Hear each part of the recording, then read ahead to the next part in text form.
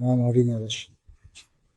البوجيه ده قالوا معايا 4 شهور اهو ولا 5 شهور، وطلع زي ما انت شايف كده. انا كنت بفكر في قطع غيار، يعني ده قطع غيار وكمان توفير في البنزين. جاب كل راكب زيرو، دفع على الطريق حاجه تاني. يعني هي عربيه اف سي بس ماشيه اللي هو انا خلاص بقى كاني حاسس اني راكب زيرو. ففي تسارع وفي سرعه في العربيه، بقت احسن من الاول. صوت المكنه هادي معايا، يعني المكنه كواحد صوتها عالي، ده عشان المكنه كرافاتير. لا، هدت معايا المكنه. محمد عبد العاطي ده رابع شهر. بس سمعت طبعا ان هو بيحافظ على قطع غيار المكنه والكلام ده.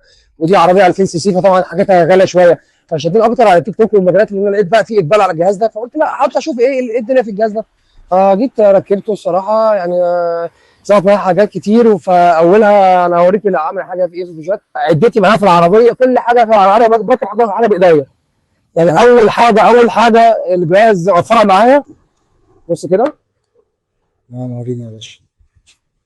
البوجيه ده قالوا معايا 4 شهور اهو ولا 5 شهور، وطلع زي ما انت شايف كده. انا كنت بفكر في قطع غيار، يعني ده قطع غيار وكمان توفير في البنزين. جاب كل مثلا اسبوع ولا حاجه، بفتح المكنه، احل البوجيه، لقيته حرق، بضطر ان انا اغيره. طبعا هيدي المكنه هياكل معايا بنزين.